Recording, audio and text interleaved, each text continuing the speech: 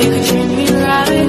Way oh, way oh, oh. Boy, take a chance, will you let me ride? Way oh, way oh, oh. I could be the best thing in your life. So hello friends, welcome back to the another beautiful session of IELTS Bridge. So first of all, I would like to really wish you a very happy new year. May this year bring a lot of happiness in your life and you get your desired band score and fly to your home country very soon.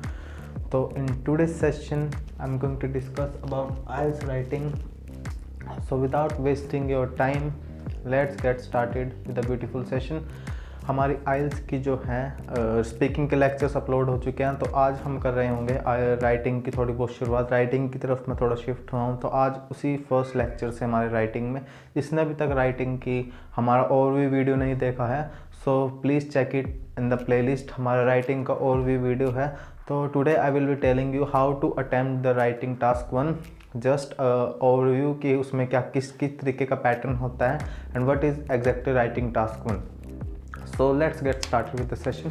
First writing task 1 basically होता क्या है, it is just a picture comprehension. आपको एक picture दे दी जाएगी जिसको कि आपको अपने वर्ड्स में लिखना होता है। Now what are the pictures will be. Pictures आपकी हो सकती हैं मैथमेटिकल, मैथ से related like line, bar, pie, table और भी होती हैं। एंड सेकंड जो आपकी हो सकते हैं कुछ अलग प्रोसेस चार्ट और मैप। इस तरीके से आपको कोई भी एक पिक्चर दे देंगे। What is picture comprehension. For example आपके 5th-6th क्लास में आप करते थे, आपको टीचर क्या देता था, एक सीनरी दे देता था सुंदर सी माउंटेन्स वाली। तो आपको क्या होता था, उसको अपने वर्ड्स में लिख के और टीचर से चेक करवाना होता। सिमिलरली आइल्स में भी आपको एक कोई भी मैथमेटिकल या पिक्चर दे दी जाएगी जिसको कि आपको अपने वर्ड्स में डिस्क्राइब करना होता है और उसका भी एक प्रॉपर फॉर्मेट होता है। सो आई थिंक नाउ अब हम उसके फॉर्मेट डिस्कस करते हैं। Now what are the formats of writing task 1। Firstly for example मैं रैंडमली एक पिक्चर चूज कर रहा हूँ। For example this is my picture, this is physics, chemistry, maths. These are marks and here I am going students। ये students हैं and this is 10, 20 and 30। ये हमारे marks, यहाँ पे ये marks हैं, यहाँ पे students हैं। और मेरी statement मैंने लिख दी, the graph shows the students who study science subjects, give a report and summarize in your own way। इस तरीके से, मतलब मैंने एक just example as a beginner मैं आपको ट्रीट कर रहा हूँ, आपको कुछ नहीं पता है इसके राइटिंग टास्क के बारे में, तो मैंने रैंडमली एक अपना राइटिंग टास्क उठा लिया, मैथमेटिकल फॉर्म। अब मुझे इसको अपने वर्ड्स में डिस्क्राइब करना है। फॉर एग्जाम्पल, तो सबसे पहले हमारा क्या होता है, इंट्रो होता है। What exactly is intro. Intro का मतलब होता है कि आप इंट्रोडक्शन पैराग्राफ, इंट्रोडक्टरी पैराग्राफ में आपने क्या करना होता है। इसमें 2 चीज़ें आती हैं। First is your rephrase and second is your data line. दो चीज़ों से हमारा इंट्रो बनता है। First is your rephrase and second is your data line. Now what exactly is rephrase. Rephrase क्या होता है कि जो भी आपके पास कोई भी एक पिक्चर आएगी उसके बारे में थोड़ा तो बताया होगा ना, the picture shows, the diagram shows, the process chart shows. तो ये वाली लाइन जो आपको गिवन होगी, इसको ही आपको अपने वर्ड्स में लिखना है। वट आई मीन टू से, जो भी आप ये लाइन पढ़ोगे उससे आपको जो कंक्लूड लिखना है उसको अपने अपने वर्ड्स में लिख दे। But the condition, the meaning must be same. Meaning same होना चाहिए। आप उसको अपने वर्ड्स में लिख सकते हैं या उसको थोड़ा चेंज करके सकते हैं। पैराफ्रेज भी जो आपकी होती है वो भी 2 तरीके से होता है। First is word to word होती है and second is your active से पैसिव में। या तो आप वर्ड टू वर्ड पैराफ्रेज कर सकते हो या आप एक्टिव से पैसिव में पैराफ्रेज कर सकते हो। 2 तरीके से आपकी पैराफ्रेजिंग होती है। आप किसी भी तरीके से कर सकते हो। हम सब कुछ डिटेल में पढ़ेंगे, एक्टिव, पैसिव, पाई चार्ट सब वगैरह डिटेल में पढ़ेंगे। Don't worry, this is just an introductory video of task 1। तो पैराफ्रेजिंग क्या होता है हमारा मतलब, पैराफ्रेजिंग मतलब होती है ये लाइन होती है, हमें इसको अपने वर्ड में लिखना होता है, but the condition is that the meaning must be same. और वर्ड टू वर्ड होती है, एडजेक्टिव पैसिव भी होती है। And second is your data line. अब डाटा लाइन क्या होती है? डाटा लाइन इज़ जस्ट कि आपका डाटा किस फॉर्म में है। डाटा लाइन में आप लिख सकते हो कि एक्स एक्सिस पे क्या है, वाई एक्सिस पे क्या है, in the case of bar chart, या एक लाइन होती है the data has been calibrated in the form of number, percentage, कुछ भी आप लिख सकते हो। डाटा लाइन ज़रूरी नहीं है आप लिख सकते हो, that is optional, but paraphrasing तो आपकी मस्ट होनी चाहिए आपके राइटिंग टास्क में, राइटिंग टास्क 1 के इंट्रोडक्शन में पैराफ्रेजिंग आपकी होनी ही चाहिए। एंड डाटा लाइन आपकी इतनी इंपॉर्टेंट नहीं, आप लिख दोगे, नहीं भी लिखोगे तब भी चल जाएगा, बट जो आपकी पैराफ्रेजिंग है वो बहुत होनी ही चाहिए, that is very compulsory. Data line में मार्क माई वर्ड कि डाटा लाइन हमारी मैप में एंड आपकी प्रोसेस चार्ट में नहीं होती है। प्रोसेस चार्ट एंड मैप में कोई भी डाटा लाइन नहीं होती है, सो आपको उस चीज़ का ध्यान रखना है। डाटा लाइन हमारी सिर्फ मैथमेटिकल फॉर्म्स में होती है, लाइक लाइन, पाई, टेबल वगैरह में हमारी डाटा लाइन होती है। एंड उसकी मैं बता दूंगा डाटा लाइन आप इस तरीके से लिख सकते हो, data has been calibrated in the form of numbers, percentage, this वगैरह। एंड पैराफ्रेज आपको समझ आ गया, ये हमारी ऑप्शनल है। हाँ, और इंट्रो हमारा कभी भी 2 सेंटेंसेस तक का हमारा इंट्रो हो सकता है, उससे ज़्यादा मत लिखना, थोड़ा लेंदी हो जाएगा। 2 सेंटेंसेस, 1 और 2 sentences are sufficient for the introduction. So introduction हमारा क्लियर हो चुका है। Now I am moving to the next pattern जो हमारा होता है। नेक्स्ट जो हमारी चीज़ है that is related to body paragraphs, overall। Firstly मैं उसके बाद क्या आता है हमारा ओवरऑल। ओवरऑल क्या होता है बेसिकली? ओवरऑल क्या होता है, फॉर एग्जांपल ये मेरा लाइन ग्राफ था, हमें इसमें ओवरऑल क्या हो सकता है, कोई striking feature. Overall is nothing but striking feature. Striking feature क्या होता है? फॉर एग्जांपल अब मैं एक मैथमेटिकल फॉर्म हूँ, आपको मेरा राइटिंग टास्क 1 लिखना, फॉर एग्जांपल जस्ट थी, तो आप क्या लिख सकते हो, मेरा छोड़ो, ये हमारा वो हो गया। आपको ओवरऑल क्या हो सकता है? Overall is nothing but a striking feature. Striking feature कि इसमें मेन पॉइंट्स क्या हैं? मेन पॉइंट्स आपके क्या हो सकते हैं? हाईएस्ट लोवेस्ट आप बता सकते हो, ये हाईएस्ट है, लोवेस्ट है।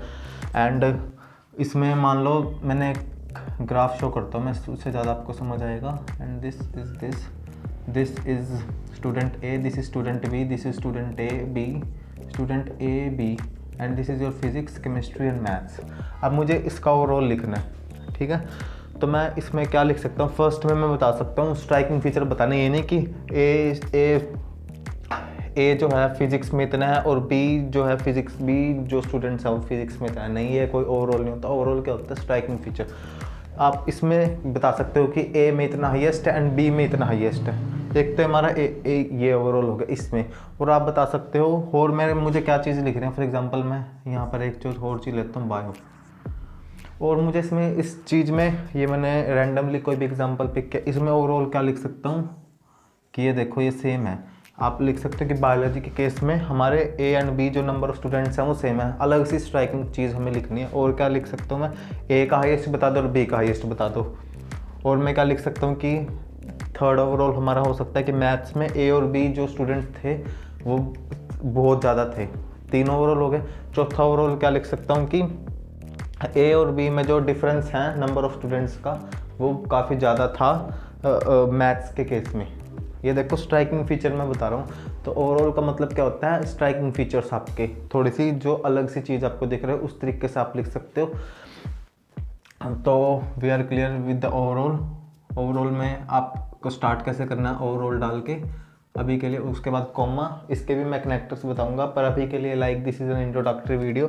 ओवरऑल आपको डाल के ओवरऑल के लिख के फिर आपको अपनी बात कह देनी है इन 2 to 3 sentences, 2 to 3 sentences. And mark my words, इसमें आपको कोई भी न्यूमेरिकल वैल्यू नहीं डालनी है। Numerical value is not allowed in overall. For example आप कह रहे हो कि ए फिजिक्स में हाईएस्ट है एंड बी उसमें लोवेस्ट। आपको ये नहीं बताना कि ए कितना है बी कितना, हाईएस्ट लोवेस्ट डाल के अपनी बात को आपको क्लोज कर देना। No numerical value in your overall, overall के अंदर कोई भी न्यूमेरिकल वैल्यू आपने नहीं डालनी है। और ओवरऑल को आप या तो सेकंड में लिख सकते हो या लास्ट में लिख सकते हो, आप किसी भी तरीके से लिख सकते हो। ये भी बताऊंगा BP1 एंड BP2 क्या होता है ओवरऑल का, तो आप सेकंड प्लेस पर लिख सकते हो और या आप उसको फोर्थ प्लेस पे लिख सकते हो, जो आपका 2 बॉडी पैराग्राफ के बाद हो सकता है। तो आपको किसी भी प्लेस पे लिख सकते हो, बट आई पर्सनली रिकमेंड कि आप उसको सेकंड पे लिखो, because that is more preferable कि आप उसको सेकंड पे लिखो। लास्ट में भी लिख दोगे तब भी कोई प्रॉब्लम नहीं है। So overall is nothing, is just an striking feature of your picture composition.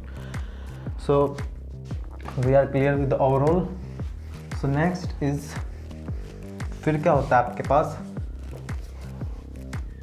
2 paragraphs बनते हैं। You people have 2 body paragraph, जिसमें कि आपको अपना डाटा डिस्क्राइब करना होता है। जो भी आपका डाटा है आपको उसके 2 पैराग्राफ बनाने, instead of making a 1 big paragraph, एक बड़ा पैराग्राफ बनाने से अच्छा आपको 2 बॉडी BP1 एंड BP2 आपको क्या बनाने हैं, 2 पैराग्राफ बनाने हैं, जिसमें कि आपको अपना डाटा डिस्क्राइब करना है। इसमें आपको अपना डाटा कैसे डिस्क्राइब करना, by using different kind of connectors, different kind of vocab, different kind of sentence formation. So उस तरीके से आपको अपना डाटा डिस्क्राइब करना है। तो थोड़ा सा आपको ब्रीफ बता दूं कि आपको लिखना कैसे है। लिखना आपको ये नहीं है कि फॉर एग्जांपल यही हमारा ग्राफ था, ये फॉर एग्जांपल ये मेरा ग्राफ है ABC, दिस इज PB, कुछ भी हम रैंडमली लेते हैं PB एंड PB। ये मेरा ग्राफ है। आपको कभी भी डायरेक्ट नहीं लिखना है इसमें, आपको क्या करना है, एनोमलीज लिखनी होती है। एनोमलीज मतलब कि स्ट्राइकिंग फीचर्स आपको लिखने हैं। आपको डायरेक्ट कभी लिखना कि A में इतना, A में B, A का B इतना है, B इतना है, C इतना, D इतना है। तो आपको क्या लिखना है, हमेशा स्ट्राइकिंग फीचर्स लिखने हैं। बात कंपैरेटिव स्टडी करनी है आपने, इसमें कंपैरेटिव स्टडी करनी है। People have to do the comparative study in this. वो आपको ऐसे नहीं लिखना कि A का इतना है, B का इतना है। आपको ऐसे इस फॉर्म में लिखना है कि A is more than B by 10%। आपको थोड़ा कंपैरिजन करके लिखना है, तब आपको ज़्यादा बैंड्स मिलेंगे। The more better you will write, the higher band score you people are going to get. Mark my words. हमने क्या करना है यहाँ पर कि थोड़ा सा कंपैरेटिव वे में लिखना है अपने सेंटेंस को जो है, और उसको 2 पैराग्राफ में हमने लिखना है। उसको डिवाइड कर लीजिए। जब फॉर एग्जांपल हमारे पास 4 हैं तो आप डिवाइड करके आधा डाटा इसमें, आधा डाटा इसमें, and you have to use the different kind of connector, different kind of vocab and different kind of your device coherence devices. Okay, so this is our body paragraph. इसको भी मैं this हमारा just overall और भी video है कि हमारा body paragraph हम इस तरीके से लिखने हैं। वो मैं आपको जब मैं लाइन बार ग्राफ सबको बताऊंगा कि कैसे कैसे हमने लिखने हैं। एंड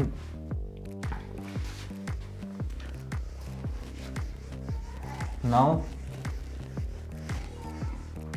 शुरू से हम रिवाइज कर लेते हैं। फर्स्ट जो हमारा होता है इंट्रो होता है।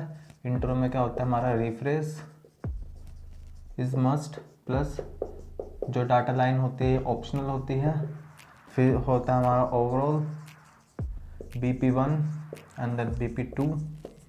ओवरऑल को आप, ओवरऑल में क्या होती है, कोई भी नो न्यूमेरिक वैल्यू हमने इसमें नहीं डालनी, नो न्यूमेरिक वैल्यू। और ओवरऑल को या तो आप सेकंड पे लिख सकते हो और या इसको बॉडी पैराग्राफ के बाद लिख सकते हो, ये आपकी मर्जी है, but the most preferable is second one. ठीक है, ये हमारा था राइटिंग टास्क 1 से रिलेटेड कुछ हमारा डाटा। तो एक पिक्चर कॉम्पोजिशन होती है जिसको कि आपको अपने वर्ड्स में लिखना होता है, और सबका पैटर्न क्या होता है, सेम रहता है सबके लिए पैटर्न। कुछ बात मैं आपको बताना चाहूँगा कि सबसे पहले आपको कुछ पॉइंट्स, सबसे पहले आपको कोई भी शॉर्ट फॉर्म नहीं यूज़ करनी है। शॉर्ट फॉर्म आपको कोई नहीं यूज़ करनी है, no short form. For example कई बच्चे डोंट लिख देते हैं, आपको पूरा डू नॉट, ये नहीं चलता, आपको पूरा इसकी डू नॉट लिखना पड़ेगा। शॉर्ट फॉर्म कभी भी आइल्स में नहीं चलती है। And second is your no opinion and no prediction. आपको कोई भी अपना ओपिनियन नहीं देना है, कोई भी अपना प्रेडिक्शन नहीं देना है। जो आपको इस बॉडी में जो भी आपको पिक्चर में गिवन होगा आपको डायरेक्ट वो लिख देना है, क्योंकि आपका ओपिनियन नहीं मांग रहा है। सो आपको अपना कोई भी ओपिनियन नहीं देना, कोई प्रेडिक्शन नहीं देना। फॉर एग्जांपल ये आपका कोई भी ग्राफ है, this is A B and A B physics chemistry and this is 2000। आप ये नहीं कह सकते कि इन फ्यूचर में ए इतना हो जाएगा, बी इतना हो जाएगा, सी इतना हो जाएगा, नथिंग। जो भी आपको आपके उसमें आपके पिक्चर में गिवन है उसी वे में आपको अपना उसको लिखना है। कोई भी अपना एक्स्ट्रा आइडिया नहीं ऐड करना है, जो आपको गिवन है आपको उसी वे में अपना जो है टास्क को लिखना है। नो प्रेडिक्शन नो ओपिनियन, आप कोई भी प्रेडिक्शन नहीं करना, कोई भी ओपिनियन नहीं देना। And third, don't use I we you ऐसे वर्ड हमने यूज़ नहीं करने हैं राइटिंग टास्क 1 में, because these are not allowed in your writing. जब आपका कोई ओपिनियन नहीं मांग रहा तो आप वैसे वर्ड्स के यूज़ करोगे। थर्ड पर्सन वाले वर्ड हमने जो फर्स्ट सेकंड थर्ड पर्सन हमने वर्ड यूज़ नहीं करने हैं। आपको सीधा डायरेक्ट जो वहाँ पर लिखा हुआ है उस तरीके से आपने बोलना है। एंड आपको अपना इन पॉइंट्स को ध्यान रखें, आपका राइटिंग टास्क 1 कंप्लीट हो जाएगा। So I think we are done with the writing task 1। अब ये तो जस्ट एक डेमो वीडियो था राइटिंग टास्क 1 होता क्या है। अब मैं धीरे धीरे करके मतलब 1 बाय 1 करके हर एक राइटिंग टास्क को पिक करूँगा and I will make a separate video how to attempt it. Pattern सबका सेम रहता है, थोड़ा ओवरऑल वीडियो था एंड उस तरीके से हमने राइटिंग टास्क को अटेम्प्ट करना है। I hope you people like this video. अगर I think we are done with this video. अगर अभी भी आपको कोई डाउट है तो tell me in the comment section, I will reply each and every one of your comment. तो तब तक के लिए पढ़ते रहिए and I hope you are going to clear IELTS exam very soon. तो मिलते हैं किसी नेक्स्ट वीडियो में। ये तो जस्ट एक ओवरऑल वीडियो था हमारे राइटिंग टास्क 1 का। भी इसके प्रॉपर पैटर्न आएंगे। राइटिंग टास्क 1 क्या होता है, राइटिंग टास्क में लाइन चार्ट बार चार्ट सबको हम एक एक करके पढ़ेंगे। So but make sure you subscribe to the channel because this is very important. तो मिलते हैं किसी नेक्स्ट वीडियो में, तब तक के लिए बाय बाय। Singing